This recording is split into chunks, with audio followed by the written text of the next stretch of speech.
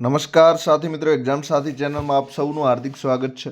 વિદ્યાર્થીઓ, ધોરણ 6ની જે CATની પરીક્ષા લેવાય છે, એટલે કે કોમન એન્ટ્રન્સ ટેસ્ટ, તો આ પ્રવેશ પરીક્ષામાં આપ સારી રીતે પાસ થઈ શકો એના માટે આપણે GCRTની જે પણ ચોપડીઓ હાલ તમે ભણી રહ્યા છીએ, તો એમાંથી ધોરણ 3ની પર્યાવરણમાંથી આપણે બધા જ પ્રશ્નો સિલેક્ટ કર્યા છે. આ અગાઉ પણ આપણે આના 2 વિડીયો બનાવી દીધા છે અને એમાં કુલ 130 પ્રશ્નો કવર કર્યા છે. હવે આ વિડીયોમાં આપણે 70 પ્રશ્નો કવર કરશું, એટલે કે 3 વિડીયોમાં કુલ 200 પ્રશ્નો કવર થશે. આ રીતે તમારી ધોરણ 3ની પર્યાવરણ છે એમાંથી એકેય પ્રશ્નો એવો ના હોય કે બહારથી પૂછાય. તો આ વિડીયો અચૂક જુઓ, સાથે ચેનલને સબસ્ક્રાઈબ જરૂર કરતા રહો, જેના લીધે આવા વિડીયો હોય તો આપ મેળવી શકો સમયસર. સાથે લાઈક અચૂક કરો. મનમાં કોઈ પ્રશ્ન હોય તો કોમેન્ટ અચૂક કરી શકો છો. તો આપ સૌનો આભાર. તો આપણે 130 પ્રશ્નોની અગાઉ ચર્ચા કરી છે. વિડીયો આપ જોવા માંગો તો CATનું જે પ્લે લિસ્ટ છે એમાંથી યુટ્યુબમાંથી જોઈ શકશો. 131 નંબરનો પ્રશ્ન છે કે થેપલા ઢેબરા નીચેનામાંથી કઈ રીતે બનાવી શકાય? તો થેપલા ઢેબરા તમે ઘણા બધા ખાધા હશે, જે મેથીમાંથી બનતી એક બનાવટ છે. તો A બાફીને, B ભૂંજીને, C શેકીને, D સાંતળીને. તો તળવામાં આપણે પૂરેપૂરા તેલમાં ડૂબાડીએ છીએ અને જે સાંતળીને છે એમાં જે તેલ હોય છે એના ઉપર માત્ર હળવો સ્પર્શ કરવાનો હોય છે. તો જે સાચો જવાબ છે એ સાંતળીને આવશે, એટલે કે D જવાબ આવશે. 132 નંબર, સાંતળીને બનતી વાનગી કઈ છે? તો ઢોસા, થેપલા અને પરોઠા. આ ત્રણેય વાનગીઓ એવી છે કે સાંતળીને બને છે. તો જે સાચો જવાબ છે એ D આવશે, એટલે કે A, B અને C ત્રણેય જવાબ સાચા છે. તો જે સાચો જવાબ છે એ D આવશે, એટલે કે 132માં D આવશે. એટલે કે જે ઢોસા, થેપલા અને પરોઠા છે આને તમે તળતા નથી, પરંતુ તળતા હોય એ રીતે જે તેલ હોય છે તવા પર, ગરમ તવા પર, એના પર માત્ર એનો સ્પર્શ કરો તો એને સાંતળીને કહે છે. તો ઢોસા, થેપલા અને પરોઠા ત્રણેય આઈટમ વાનગી એવી છે કે સાંતળીને બનતી વાનગી છે. 133 નંબરમાં બાફીને બનતી વાનગીનું જૂથ કયું છે? તો જેને બાફવામાં આવે છે. તો બટાટાને તમે બફાતા જોયા હશે. તો આ રીતે આમાં બંને જવાબ બાફીને બનતા હોય એવા સાચા બંને તમારે શોધવાના છે. તો ખીચડી બાફીને બને છે, રોટલીને આપણે શેકવી પડે છે, એટલે એ જવાબ નહીં આવે. બીમાં ખમણ અને ઢોકળા. તો ખમણ પહેલાં બફાય છે અને ઢોકળાને પણ બાફવા પડે છે. તો સાચો જવાબ જે છે એ B છે. સીમાં ભાત અને પાપડ છે. તો પાપડ આપણે શેકીએ છીએ અને ભાતને આપણે બાફીએ છીએ. પછી ઈડલી ને રોટલો છે. તો ઈડલી બરાબર છે, પણ રોટલાને આપણે શેકવો પડે છે. તો આમાં સંપૂર્ણ સાચો જવાબ હોય તો એ B છે, એટલે 133માં B આવશે. 134 નંબરમાં પૂરી બનાવવા કઈ રીતનો ઉપયોગ થાય છે? તો શેકવામાં રોટલો, રોટલી છે, આ બધું ભાખરી છે, આ બધા શેકાય છે. પછી બાફવામાં બટાટા છે, ચોખા છે, આ બધું. પછી ખીચડી આપણે બનાવતા ત્યારે બાફવાની પ્રક્રિયા થાય છે. પછી તળવું, તો તળવામાં તમે જાણો છો કે પૂરી છે, પછી ભૂંગળા તમે બનાવતા હો છો, તો આ બધું તળવું પડે છે. અને છેલ્લો D છે, ભૂંજવું. તો ભૂંજવું ના આવે, તો સાચો જવાબ જે છે એ C આવશે, તળવું. તો 134માં તળવું જવાબ આવશે. સાથે જે D છે, ભૂંજવું, તો ભૂંજવાનો મતલબ એ છે કે તમે જે કઠિન વસ્તુ, દાખલા તરીકે ધાણી છે, દાળિયા છે, તો આ બધાને તમારે શેકવા હોય તો એને વારંવાર હલાવવા પડે છે અને હલાવવાના લીધે પોચા થાય છે. તો આ જે પ્રક્રિયા છે એને આપણે ભૂંજવું કહીએ છીએ. તો ભૂંજવું નહીં આવે. 135 નીચેનામાંથી કયા વાસણો માટીના છે? તો માટલું માટીનું હોય છે, આપ જાણો છો. પછી ઘણા બધા જે ગ્લાસ હોય છે એ પણ માટીના બની શકે છે. અત્યારે ઓછા વપરાય છે, પણ એક જૂનો સમય હતો ત્યારે માટીના વાસણોમાં ગ્લાસ પણ બનતા હતા. પછી અત્યારે પણ નાના નાના ગ્લાસ ચા પીવાના તમે જોયા હશે, તો ત્યાં ગ્લાસ હોય છે માટીના. સીમાં તવી છે. તો તવી ને તવડો આ છે બંને બની શકે છે માટીમાંથી. અને અત્યારે પણ તમે રોટલા શેકાતા જોયા હશે. પછી D આપેલા તમામ, એટલે કે A, B અને C ત્રણેય જવાબ સાચા છે. તો આમાં જે સાચો જવાબ છે એ D આવશે, એટલે કે D સાચો છે. 136 નંબરમાં નીચેનામાંથી સાચું શું છે? તો માટીના વાસણમાં બનેલી વાનગી સ્વાદિષ્ટ હોય છે, એ સાચું છે. બી, એલ્યુમિનિયમના વાસણમાં રાંધવાથી આરોગ્ય બગડતું નથી, એ પણ સાચું છે. એ સાચું નથી, બરાબર. એલ્યુમિનિયમના વાસણમાં તમે રાંધો છો તો આરોગ્યને નુકસાન થાય છે અને એમણે અહીં ના પાડી છે કે બગડતું નથી, એટલે બીજા નંબરનું બી ખોટું છે. સી, પાપડને માત્ર શેકીને જ ખવાય છે, તો એ સંપૂર્ણ સાચું નથી. પાપડને તમે બીજી રીતે પણ ખાઈ શકો છો. પછી ડી છે, રસોઈ બનાવવા માટે વીજળીનો ઉપયોગ થતો નથી.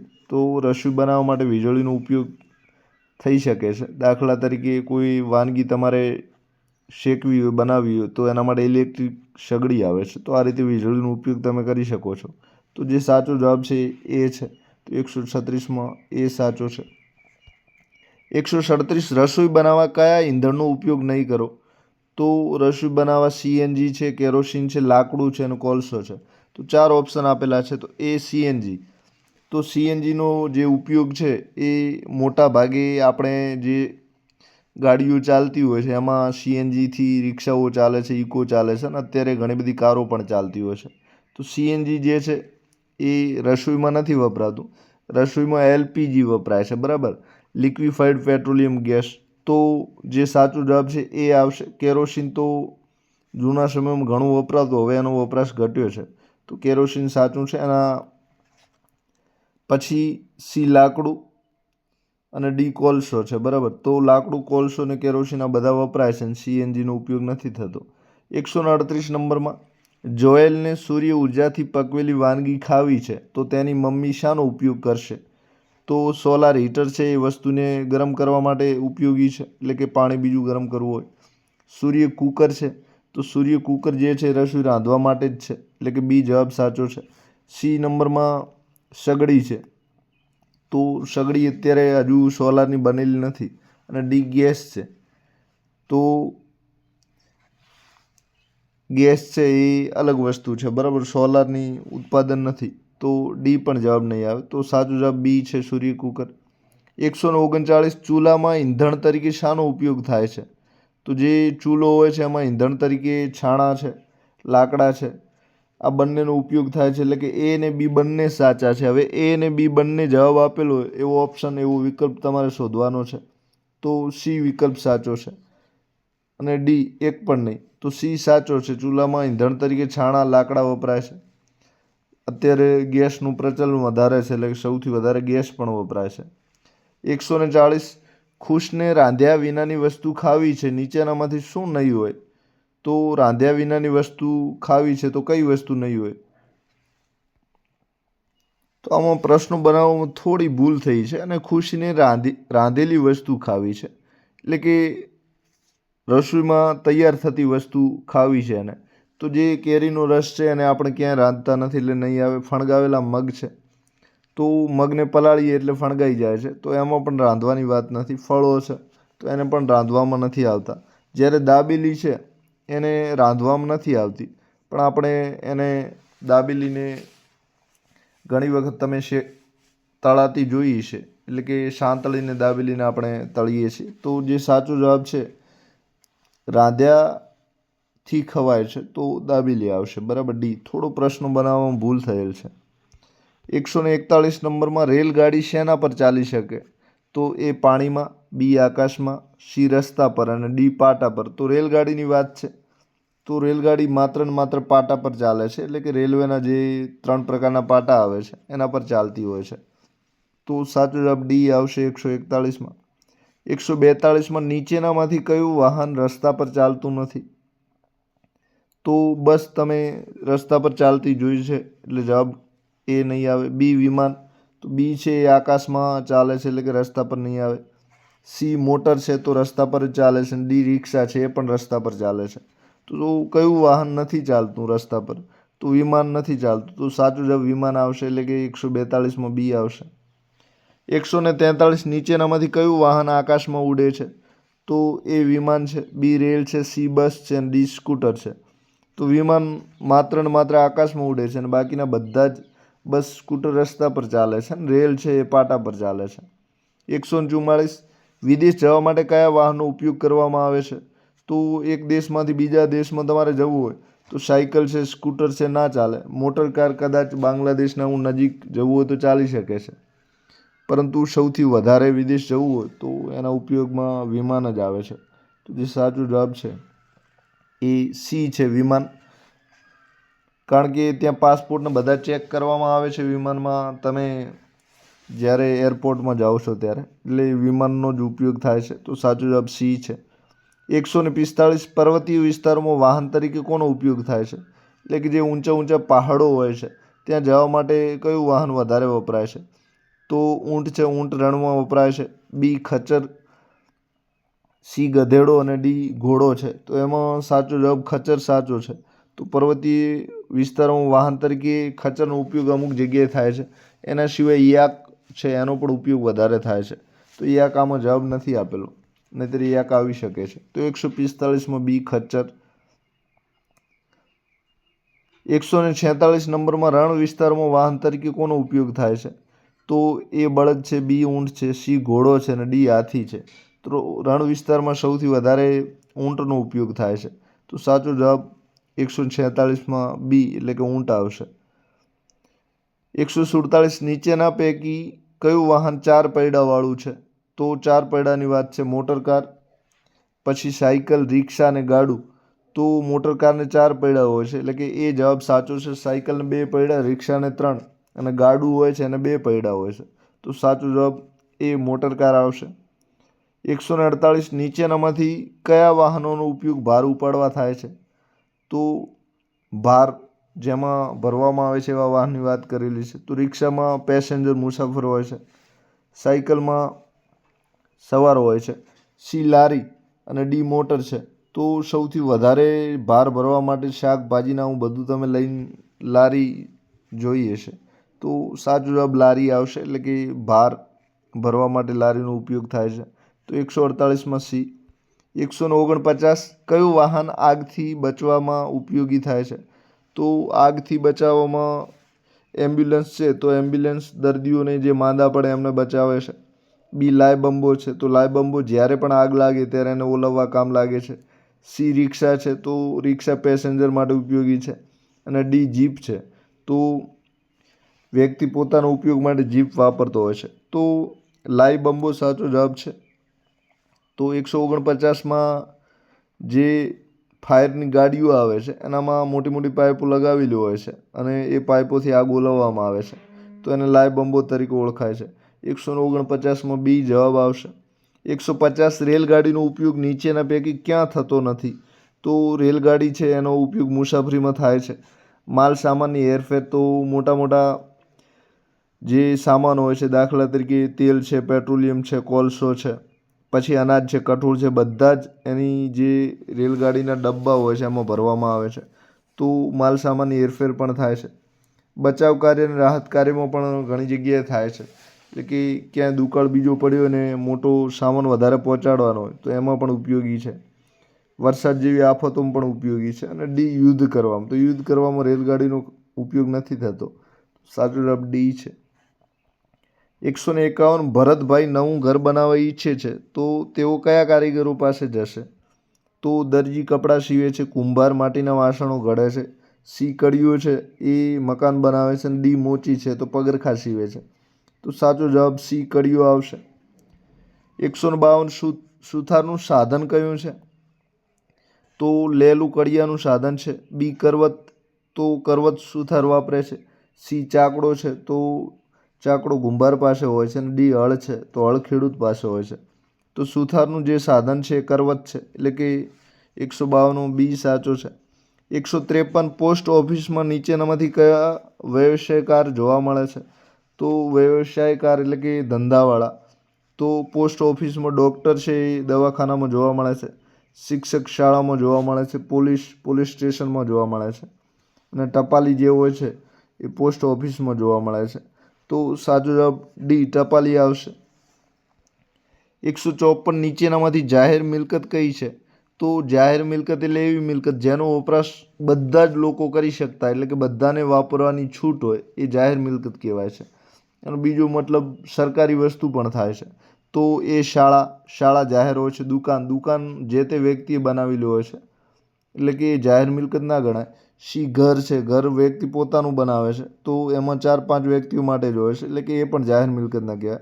મોટરકારનો શોરૂમ તો એ પણ માલિકીનો હોય છે એટલે કે ત્યાં પણ બધા વ્યક્તિઓ જાય એવું જરૂર નથી હોતું. તો જાહેર મિલકતમાં શાળા આવશે, એક તો સરકારી હોય છે અને બધા જ વ્યક્તિઓ એનો ઉપયોગ કરી શકે છે. તો 154માં એ સાચો છે. 155 પ્રીતને ભોપાલમાં રહેતા તેના પિતાને મની ઓર્ડરથી પૈસા મોકલવા છે તો પ્રીત ક્યાં જશે? મની ઓર્ડર એટલે કે પૈસાનો ઓર્ડર કરાવે. જે તે એ બેંક છે, બી પોસ્ટ ઓફિસ છે, સી હોસ્પિટલ છે અને ડી શાળા છે.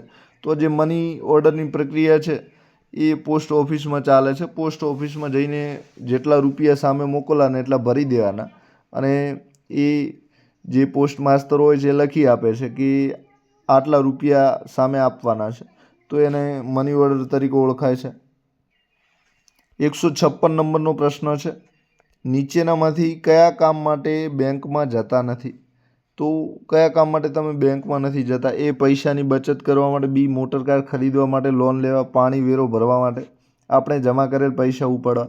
તો પૈસાની બચત કરવી હોય તો તમે ત્યાં જમા કરાવવા જાઓ છો, એ સાચો છે. બી મોટરકાર ખરીદવી હોય, લોન જોઈતી તો પણ તમારે જવું પડે છે. પાણી વેરો ભરવા માટે તમે પંચાયતમાં જાઓ છો, તો સી જવાબ ના આવે. આપણે જમા કરેલ પૈસા ઉપાડવા, તો પૈસા ઉપાડવા પણ આપણે બેંકમાં જઈએ છીએ. અહીં તમારે ઘણી વખત જતા નથી એવું પૂછેલું હોય છે, તો આ તમારે ખાસ સમજવાનું છે. જતા છે કે નથી, તો એમાં જરા પણ ઉતાવળ કર્યા વગર જતા નથી આપેલું છે. ત્યારબાદ 157 નંબરમાં દરજીનું સાધન કયું નથી? તો એ સિલાઈ મશીન, તો દરજીનું છે જ. સોય દોરો પણ દરજીને વાપરવા પડે છે. માપપટ્ટી, માપ લેવા માટે કપડાનું માપપટ્ટી પણ વાપરવી પડે છે. કાંસકો જે છે એ દરજીનું ના હોય, તો ડીમાં જે કાંસકો છે વાળંદ માટે આવે છે, તો 157નો ડી જવાબ આવશે. 158 મયંકના ઘરે ફ્રીજ બગડ્યું છે, તે રિપેર કરવા કોને બોલાવશે? તો ફ્રીજ જે લાઇટવાળી વસ્તુ છે, તો ઇલેક્ટ્રોનિક વસ્તુ છે, તો એના માટે ઇલેક્ટ્રિશિયનની જરૂર પડે છે. એ, બી લોહાર, સી મિકેનિક અને ડી સોની. તો સાચો જવાબ એ છે. લોખંડનું કોઈ કામ હોય તો લોહારની જરૂર પડે છે. મિકેનિક છે તો મિકેનિક જે ડીઝલની ગાડીઓ હોય છે કાં તો જે જીપો હોય છે એના એન્જિન બીજામાં કોઈ ખરાબી આવે તો મિકેનિક કામ કરે છે. અને સોની જે છે સોનાના દાગીના, ચાંદીના દાગીના છે બનાવવાનું કામ કરે છે. તો 158માં એ આવશે. 159 દીપનું ચંપલ તૂટી ગયું છે તો કોની પાસે સંધાવશે? કડિયું મકાનનું કામ કરે. વાળંદ છે વાળ કાપવાનું કામ કરે છે. સી દરજી છે કપડાં સીવવાનું કામ કરે છે. ડી મોચી છે એ જે ચંપલ છે પગરખા છે એનું કામ કરે છે. તો ડી મોચી જવાબ આવશે. 160 ધારાનું ફ્રોક ફાટી ગયું છે તો તે કોની પાસે સંધાવશે? ફ્રોક એક કાપડ છે, કપડું છે, તો એ મોચી ના આવે, પગરખા માટે છે. બી દરજી છે તો દરજી કપડાનું કામ કરે છે તો આવે. સી સુથાર અને ડી મિકેનિક છે એ ખરાબ થયેલી ગાડીઓને રિપેરિંગ કરે છે. તો જે સાચો જવાબ છે એ દરજી આવશે. અને સુથાર છે એ લાકડાનું કામ કરે છે, એટલે કે લાકડામાંથી જુદી જુદી દરવાજાને બારીઓને આવી વસ્તુઓ બનાવે છે. 161 ચિરાગભાઈની ગાડી બગડી ગયેલ છે તો ગાડી રિપેર કરવા કોની મદદ લેશે? તો ગાડી બગડી હોય તો એના માટે મિકેનિકની જરૂર પડે છે. તો 161માં એ જવાબ આવશે. ઇલેક્ટ્રિશિયન છે તો લાઇટની જે પણ વસ્તુઓ છે, બલ્બ છે, ટ્યુબલાઇટ છે, પછી વાયરનું કામકાજ છે, બધું જ ઇલેક્ટ્રિશિયન કરે છે. પછી લુહાર ને પ્લમ્બર, તો લુહારનું કામ લોખંડની વસ્તુ બનાવવાનું છે, એટલે કે લોખંડના દરવાજા છે આ બધું બનાવે છે. પ્લમ્બર છે એ પાણીની પાઇપો બીજું હોય છે એનું ફિટિંગનું કામ જે હોય છે એ પ્લમ્બર કરતા હોય છે. તો ડી પણ ના આવે. તો સાચો જવાબ મિકેનિક આવશે. 162 માધવના ઘરે પંખો બંધ થઈ ગયો છે તો માધવ કોને બોલાવશે? તો પંખો લાઇટનું કામ છે તો એ મિકેનિક ના આવે. બી પ્લમ્બર ના આવે. સી સફાઈ કામદાર છે, સફાઈનું કામ કરે છે, એટલે કે તમારે સફાઈ કોઈ જાહેર રસ્તા બીજા પર કરવી હોય તો એ કામગીરી છે એ સફાઈ કામદાર કરતા હોય છે. ડી ઇલેક્ટ્રિશિયન છે તો પંખા માટે ઇલેક્ટ્રિશિયન આવશે. 163 લાકડીનો ઉપયોગ નીચેનામાંથી કોણ કોણ કરશે? તો લાકડીનો ઉપયોગ એક તો અંધ વ્યક્તિ કરી શકે છે, સાચું છે. ઘરડા દાદા દાદી પણ વાપરતા હોય છે. અપંગ વ્યક્તિ પણ વાપરે છે. તો ત્રણેય જવાબ સાચા છે, એ, બી ને સી. તો ત્રણેય સાચા હોય તો આપેલ તમામ એટલે કે આ ઉપરના ત્રણેય સાચા છે એવો વિકલ્પ ડી સાચો છે. તો આમાં ડી જવાબ છે એ ડી આવશે. એટલે કે બધા જ વિકલ્પો સાચા છે એવી વાત કોણ કરે છે? તો કે ડી વિકલ્પ છે એ આપણને એવો નિર્દેશ કરી રહ્યો છે કે ઉપરના ત્રણેય સાચા છે. 164 બ્રેઇલ લિપિનો ઉપયોગ કોણ કરશે? તો બ્રેઇલ લિપિમાં એક બાર ઉપસી આવેલા ટપકા હોય છે અને આ ટપકાના આધારે જે વ્યક્તિ અંધ વ્યક્તિ હોય છે એ ઓળખી શકે છે કે શું લખેલું છે. તો અંધ માણસ કરશે. બી અપંગ છે, અપંગને વ્હીલચેરની જરૂર પડે છે. સી મૂંગો માણસ છે તો જેના બોલી શકે એના માટે. અને ડી શ્રવણમંદ છે એટલે કે ઓછું સાંભળે, તો ઓછું સાંભળવા એડીફોનનો ઉપયોગ કરે છે. તો એ જે જવાબ છે એમાં અંધ માણસ આવશે. એ જવાબ આવશે 164માં. 165માં સુગંધ દ્વારા નીચેનામાંથી કઈ વસ્તુ ઓળખી શકાય? એટલે કે જેમાંથી સુગંધ નીકળતી એવી વસ્તુની વાત છે. તો પાણીમાંથી જરાય સુગંધ નથી આવતી. ગંદુ પાણી હોય તો આવી શકે છે પણ એ પછી પાણી ના રહે. બી અગરબત્તી છે તો અગરબત્તી તમે ઘણી વખત સુગંધ ફેલાવતી જોઈ હશે. સી લખોટી છે, લખોટી હાથથી રમવાની વસ્તુ છે. ડી ચશ્મા છે, પહેરવાની વસ્તુ છે. આમાંથી કોઈ સુગંધ ના હોય. તો 165માં સાચો જવાબ બી આવશે, અગરબત્તી. 166 કઈ વસ્તુ અંધ વ્યક્તિને ઉપયોગી નહીં થાય? તો એ કાંસકો છે, કાંસકો. પછી બી દર્પણ છે, કાચ. સી રેડિયો છે અને ડી લાકડી છે. તો અંધ વ્યક્તિ છે કાંસકાથી વાળ ઓળી શકે છે. પછી દર્પણ છે તો દર્પણથી એને જોઈ શકતા નથી, એના લીધે દર્પણ કોઈ ઉપયોગી થતું નથી. દર્પણ એટલે કાચ, અરીસો. સી રેડિયો છે તો રેડિયો સાંભળી શકે છે અંધ વ્યક્તિ અને લાકડીનો ટેકો લઈને ચાલી પણ શકે છે. તો સાચો જવાબ બી આવશે. 167 અંધ વ્યક્તિને પોતાની કઈ ઇન્દ્રિયોનો ઉપયોગ નહીં કરી શકે? તો અંધ વ્યક્તિ જે હોય છે એને આંખથી જરાય જોઈ શકતો નથી ને આંખનો ઉપયોગ ના કરી શકે. કુલ ઇન્દ્રિયો 5 છે. આંખ છે, કાન છે, નાક છે, આ બધી જ ચામડી છે, આ બધી ઇન્દ્રિયોમાં આવે છે. તો કાન, પછી બી નાક છે, સી આંખ છે, ડી જીભ છે. તો આમાં સાચો જવાબ 167માં સી આંખ આવશે. 168 વિકલાંગ વ્યક્તિ સાથે કેવો વ્યવહાર રાખવો જોઈએ? તો વિકલાંગ જે ખોડખાપણ હોય, અમુક જાતની ખામી હોય એની વાત કરેલી છે. તો એ પ્રેમપૂર્વક, બી લાગણીસભર અને ડી આદરપૂર્વક. તો આ ત્રણેય પોઝિટિવ એટલે કે હકારાત્મક ગુણ છે. તો ઉપરોક્ત ત્રણેય આવશે એટલે કે ત્રણેય જવાબ સાચા છે એટલે ડી આવશે. બરાબર. ઉપરોક્ત ત્રણેય એટલે કે આ જે ત્રણ આપેલા છે એ, બી અને સી એ ત્રણેય સાચા છે. તો એનો જવાબ આપણે એક ઓપ્શન ન લખતા ત્રણેય બતાવેલા એવા લખવાના છે. તો ત્રણેય જે માટે સાચો જવાબ છે ડી છે. 169 આપણા સ્વાસ્થ્ય માટે નીચેનામાંથી કયો ખોરાક યોગ્ય છે?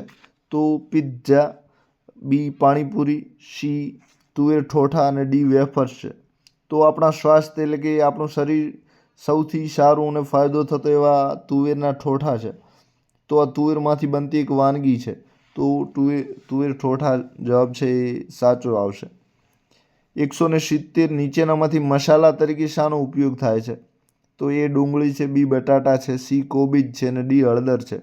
તો આમાં મસાલા તરીકે ઉપયોગ થતો હોય સૌથી વધારે એટલે કે રોજ તો હળદર છે. હળદર આપણે શાકભાજીમાં રોજ મરચાં સાથે મસાલા તરીકે આવે છે. 171 નીચેનામાંથી કયો ખોરાક માંથી મળતો નથી? તો વનસ્પતિમાંથી કેરી છે તો વનસ્પતિમાંથી જ આંબા ઉપર પાકે છે. બી મધ છે તો મધ માખીઓ બનાવે છે એટલે કે આમાં વનસ્પતિની કોઈ જરૂર પડતી નથી. સી ટામેટા છે અને ડી પાલક છે.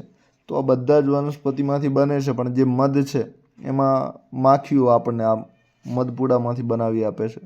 તો એ વનસ્પતિ નથી. તો 171માં બી જવાબ આવશે. 172 આપણે ખાંડ શામાંથી મેળવીએ છીએ? તો ખાંડની વાત કરેલી છે. તો ખાંડ શેરડીમાંથી બને છે. બી મકાઈ છે, સી ગોળ છે અને ડી મગ છે. તો જે ખાંડ છે એ શેરડીમાંથી બને છે. 173 નીચેના શબ્દોમાંથી જુદો પડતો શબ્દ તમારે જણાવવાનો છે. તો લીંબુ, નારંગી ને કેરી. લીંબુ, નારંગી ને કેરી આ ત્રણેય ફળ છે, જ્યારે લસણ છે એ એક જાતનો મસાલો છે અને શાકભાજીમાં વપરાય છે. તો આમાં જુદું પડતું જે છે એ લસણ આવશે. લીંબુ, નારંગી ને કેરી ત્રણેય ફળ છે તો લસણ જુદું પડશે. 174 નીચેનામાંથી કયો ખોરાક પ્રાણીઓમાંથી મળતો નથી? તો પ્રાણીઓમાં તમે જે પ્રાણી ગાય ભેંસ હોય છે, પછી બીજા પ્રાણીઓ હોય છે, માછલી, આ બધાની વાત કરેલી છે. તો જેટલા જંતુ છે બધા જ પ્રાણીમાં આવે છે, પક્ષીઓ પણ પ્રાણીમાં આવે છે. તો મધ છે એ એક પ્રાણી જ ગણાશે. પછી ઈંડા માછલીમાંથી મળે છે, માંસ પ્રાણીઓમાંથી મળે છે. અને ડી કેળા, તો કેળા એક વનસ્પતિમાંથી મળે છે. એટલે સાચો જવાબ આપણને અહીં ના પાડેલો છે કે કયો ખોરાક પ્રાણીઓમાંથી નથી મળતો, તો કેળા આવશે. 175 નંબરમાં નીચેનામાંથી મસાલામાં ના આવતું નામ જણાવો. તો હળદર મસાલો છે, અજમો પણ મસાલા તરીકે વપરાય છે. સી કોબીજ છે, તો કોબીજ મસાલો નથી, એક શાકભાજી છે, અને આમાંથી કચુંબર પણ બને છે. અને ડી મરચું પાવડર છે. તો જે તમે મરચાં વાપરો છો એની ભૂકી હોય એને મરચું પાવડર કહેવાય છે. તો શાકભાજીમાં જે સૂકા મરચાં વાપરો છે મરચાં પાવડર તરીકે વપરાય છે. તો સાચો જવાબ સી કોબીજ આવશે. 176 નીચેનામાંથી કઠોળ ના હોય તેવું નામ જણાવો. તો વટાણા, મગ અને વાલ આ ત્રણેય કઠોળ છે. અને દૂધી જે છે એ શાકભાજી છે. એટલે કે સાચો જવાબ અહીં ડી આવશે. વટાણા, મગ અને વાલ આ ત્રણેય કઠોળ છે. એનામાંથી તમે શાક બને છે. હવે 177 નીચેનામાંથી કયું જૂથ કઠોળ નથી? અહીં કઠોળની વાત કરેલી છે. તો મગ ચણા કઠોળ છે, વટાણા વાલ છે, એ પણ એક જાતનું કઠોળ છે. પછી ચોળીને મગ એટલે કે ચોળાફળીમાંથી જે ચોળા નીકળે છે એ પણ એક જાતનું કઠોળ છે. જ્યારે કોબીજને દૂધી છે એ એક જાતની શાકભાજી છે. એટલે કે 177માં ડી આવશે. જૂથ એટલે જોડકું, તો કે કોબીજ ને દૂધી છે એ કઠોળમાં નહીં આવે. 178 નંબરમાં નીચેનામાંથી કયું જૂથ શાકભાજી નથી? તો એ દૂધી, રીંગણ તો શાકભાજી છે જ, ટામેટાં બટાટા પણ શાકભાજી છે, કોબીજ ને ભીંડો શાકભાજી છે. મગ ચણા છે એ શાકભાજી નથી. તો 178માં ડી આવશે. મગ ચણા છે એ કઠોળ છે. બરાબર. 179 નીચેનામાંથી કયો ખોરાક પ્રાણીઓમાંથી મળતો નથી? તો અહીં પ્રાણીઓની વાત કરેલી છે. તો એ રીંગણી છે, બી મધ છે, સી દૂધ છે, અને ડી માંસ છે. તો રીંગણી છે વનસ્પતિમાંથી એટલે કે શાકભાજીમાંથી મળે છે. અને બાકીના બધા જ ખોરાક મધ છે, દૂધ છે, માંસ છે, આ આપણને પ્રાણીઓમાંથી મળતા હોય છે. 180 માટીનો ઘડો બનાવવા નીચેના પૈકી કોની જરૂર નથી? તો માટીનો ઘડો બનાવવો તો કુંભારની જરૂર પડે છે. બી ધાતુ, તો ધાતુ લોખંડ, તાંબુ આ બધાની વાત છે. સી ચાકડાની પણ જરૂર પડે છે, માટીની પણ જરૂર પડે છે. પણ માટીનો ઘડો બનાવવા માટે ધાતુની કોઈ વસ્તુની જરૂર પડતી નથી. તો એમાં જે સાચો જવાબ છે એ 180માં બી ધાતુ આવશે. ધાતુના લીધે હથોડીઓ બીજી વાપરો તો માટીના વાસણ તૂટી જાય છે, એટલે એની કોઈ જરૂર પડતી નથી. 181 નીચેના પૈકી કયું વાસણ માટીમાંથી બની શકે નહીં? તો એ ઘડો, બી કલેડું, સી ચમચી, અને ડી વાટકી. તો જે ચમચી છે એ માટીમાંથી નથી બનતી, અને બાકીની જે વાટકી, ઘડો ને કલેડું છે એ આ બધી વસ્તુ આપણે માટીમાંથી બનતી જોઈ છે. 182 કુંભાર માટે શું સાચું નથી? તો તૈયાર કરેલ વાસણને ભઠ્ઠામાં પકવે છે. તો તૈયાર કરેલ વાસણને ભઠ્ઠામાં પકવે છે. બી ગોંદેલી માટીને ચાકડા પર ચડાવે છે. સી માટીમાં પાણી ઉમેરી ગૂંદે છે. અને ડી માટીમાં રેતી ઉમેરે છે. તો કુંભાર છે એ બી ને સી આ ત્રણેય કામ કરે છે. અને જ્યારે ડી માટીમાં રેતી ઉમેરવાનું કામ છે એ જરાય આવતું નથી. એટલે કે એનાથી વાસણ તૂટી જાય, એટલે કે માટીમાં રેતી ઉમેરવામાં આવતી નથી. તો એના લીધે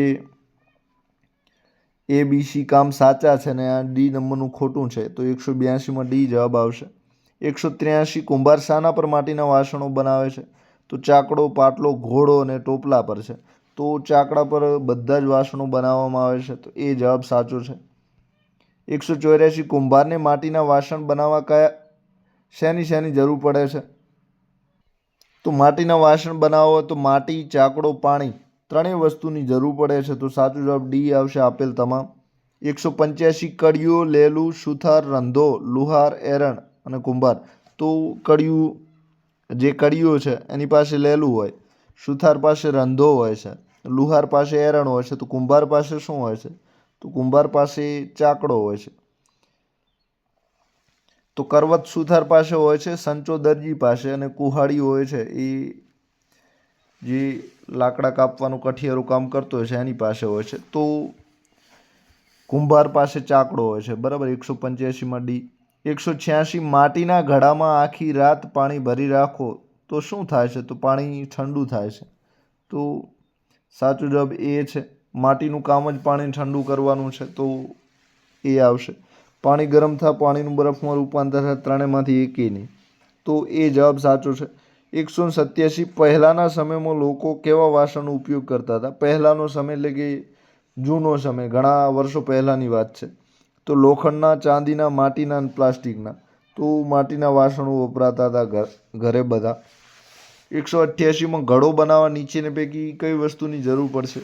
તો ઘડો એ રેતી છે, બી કપચી છે ને સી વેકરી છે, અને ડી માટી છે. તો ઘડો બનાવવા માટીની જ જરૂર પડે છે, બાકી બધા જે છે એ મકાન બનાવવામાં જરૂર પડે છે. 189 માટીમાંથી નીચેના પૈકી શું બને છે? તો એ ઈંટ, બી કબાટ, સી ટેબલ અને ડી ખુરશી. તો ઈંટ છે માટીમાંથી બને છે, કબાટ લાકડા અને લોખંડ ને બીજી ધાતુઓમાંથી બને છે, ટેબલ લાકડાના બની શકે છે. પછી ખુરશી છે એ પણ લાકડા લોખંડના બની શકે છે. તો ઈંટ છે એ માટીમાંથી જ બને છે. 190 નંબરમાં જો તમે ઝૂંપડામાં રહેતા હો તો તમારું ઘર શાનું બનેલું હશે? તો એ ઈંટો અને સિમેન્ટમાંથી, બી બરફમાંથી, સી ઘાસ માટીમાંથી અને ડી કાપડામાંથી. ઝૂંપડામાં રહેતા હો તો ઝૂંપડા ઘાસ અને માટીના જ બનેલા હોય છે, તો સી જવાબ આવશે. 191 જો તમે વધુ બરફવાળા વિસ્તારમાં રહેતા હો તો તમારા ઘરને શું કહેવાય છે? એ ઈગલું, બી ઝૂંપડું, સી તંબુ અને ડી ભૂંગો. તો તમે બરફવાળા વિસ્તારમાં રહેતા હો તો એ જે ઘર બને છે એ ઈગલું તરીકે ઓળખાય છે. પછી ઝૂંપડું સામાન્ય રીતે બધે વપરાતું હોય છે, રણ વિસ્તારમાં વધારે વપરાય છે. પછી ભૂંગો છે તો કચ્છમાં વધારે વપરાય છે, એટલે કે કચ્છના લોકો વાપરે છે. પછી પહાડોમાં જે લોકો ફરવા જાય છે, એટલે કે મુસાફરી કરવાવાળા લોકો, તો એ તંબુનો ઉપયોગ કરે છે. તો અહીં બરફવાળા વિસ્તારમાં રહેતા એ લોકો માટે ઈગલું આવે છે, એટલે બરફનું જે ઘર બને છે ઈગલું તરીકે ઓળખાય છે. 191માં એ આવશે. 192 જો તમે રણ પ્રદેશમાં રહેતા હો તો તમારા ઘરને શું કહેવાય છે? તો શહેર, નગરમાં બહુમાળી મકાન આવશે. બી ભૂંગો છે તો ભૂંગો રણમાં રહેતા જે કચ્છી લોકો છે એ સરસ મજાનું ઝૂંપડું જે બનાવે છે ભૂંગો તરીકે ઓળખાય છે. હાઉસબોટ છે તો પાણીમાં હાઉસબોટનું ઘર બનાવવામાં આવે છે. અને ડી તંબુ છે, ફરવા જાઓ ત્યારે તંબુનો ઉપયોગ થાય છે. તો 192માં બી ભૂંગો જવાબ આવશે. 193 તમે બહુમાળી મકાનના 12મા માળે રહો છો તો ઘરે જવા માટે શેનો ઉપયોગ કરશો? તો દોરડા, રોપવે અને સીડી અને લિફ્ટ. તો સાચો જવાબ લિફ્ટ છે. લિફ્ટમાં લોકો બેસીને નીચેના માળેથી છેક ઉપરના માળ સુધી જઈ શકે છે. 194 લિફ્ટ એટલે ભાર ઉચકનાર વાહન, બરાબર. એ એક જાતની ટ્રોલી હોય છે. 194 કયા પ્રદેશમાં ઘર મજબૂત વાંસના થાંભલા પર બાંધવામાં આવે છે? તો આસામ, બી કેરળ, સી રાજસ્થાન, ડી શ્રીનગર છે. તો કયા પ્રદેશમાં ઘર મજબૂત વાંસના થાંભલા, તો વાંસથી જ બનતા હોય એવા ઘરની વાત કરેલી છે? તો આસામ છે. આસામમાં ઘણી બધી જે ઘર જંગલમાં આવેલા છે બધા જ વાંસથી બનાવવામાં આવે છે. તો સાચો જવાબ એ છે, આસામ. 195 પર્વતોવાળા પ્રદેશોમાં મોટા ભાગે ઘરો શાના બનેલા હોય છે? તો પર્વતવાળા જે વિસ્તાર છે ત્યાં પથ્થર અને લાકડાના બનેલા હોય છે. તો સાચો જવાબ જે છે એ બી આવશે. 196 અમદાવાદ, સુરત ને વડોદરા જેવા મોટા શહેરોમાં મોટા ભાગે કેવા ઘરો જોવા મળે છે? તો છૂટાછવાયા એક માળનું ઘર ના, ઘાસ માટીના ઘર, તો એ પણ ખોટું છે. બહુમાળી ઘર એટલે કે ઘણા માળવાળા ઘર, તો એ જવાબ સાચો છે. તો 196માં સી આવશે. પથ્થર અને લાકડાના ઘર ઘણા અંશે તમે ખેતરોમાં જોયા છે. 197 શ્રીનગરના દાલ સરોવરમાં રહેવા માટે બનાવેલ ઘરને કયા નામથી ઓળખવામાં આવે છે? તો સરોવરની વાત છે તો સરોવરમાં હાઉસબોટ તરીકે ઘર બનાવવામાં આવે છે. તો 197માં બી આવશે. એ ભૂંગા તરીકે, તો ભૂંગો રણ પ્રદેશમાં ઝૂંપડું જે બનાવવામાં આવે છે ભૂંગા તરીકે ઓળખાય છે. બહુમાળી મકાન સિટી, શહેર જે નગર હોય છે ત્યાં બનાવવામાં આવે છે. અને તરતા તંબુ હોય છે એ ફરવા તમે ક્યાં જાઓ તો આવા તંબુ બનાવવામાં આવે છે. 198 નીચેનામાંથી ઘર બનાવવા સામાનની કઈ જોડ સાચી નથી? તો ઘર બનાવવા બહુમાળી મકાનમાં સિમેન્ટ જોઈએ સાચું છે. તંબુ બનાવવા માટે કાપડ કે પ્લાસ્ટિક જોઈએ એ પણ સાચું છે. ઝૂંપડી માટે ઘાસ જોઈએ એ પણ સાચું છે. ભૂંગો છે તો ભૂંગો ઈંટોમાંથી નથી બનતો, તો એમાં ઘાસ ને માટીની જરૂર પડે છે. તો સાચો જવાબ જે છે ડી નહીં આવે. 199 બહુમાળી મકાન બનાવવા માટે નીચેનામાંથી કઈ સામગ્રી વધુ વપરાય છે? એટલે કે ઘણા માળવાળા મકાન બનાવવા હોય તો લાકડું રેત વપરાય છે, કાપડ ના આવે અને લાકડું પણ ના આવે. પછી ઘાસ, વાંસ અને લોખંડ. લોખંડ આવી શકે છે પણ ઘાસ ને વાંસ ના આવે. સિમેન્ટ, ઈંટ ને લોખંડ ત્રણેય સાચા છે. માટી, ઘાસ અને છાણ એકેય સાચા નથી. તો 199માં સી જવાબ સાચો છે. 200માં નીચેનામાંથી શું સાચું નથી? તો રાજસ્થાનમાં ભૂંગો સાચું છે.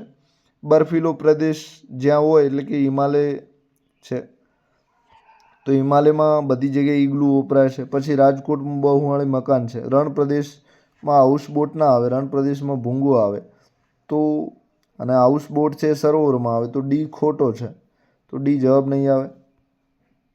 તો આપ સૌનો આભાર વિદ્યાર્થીઓ. એક્ઝામ સાથી ચેનલ જરૂર સબસ્ક્રાઈબ કરો. પછી નોટિફિકેશન બેલ છે એના પર પણ નોટિફિકેશન ચાલુ કરી દો. સાથે લાઈક અચૂક કરી શકો છો. લાઈક કરવામાં જરાય કંજૂસાઈ કરશો નહીં. અને આવા જ વિડીયો તમને મળતા રહે એટલે આ ચેનલ અચૂક સબસ્ક્રાઈબ કરજો. તો આપ સૌનો આભાર. Thank you very much.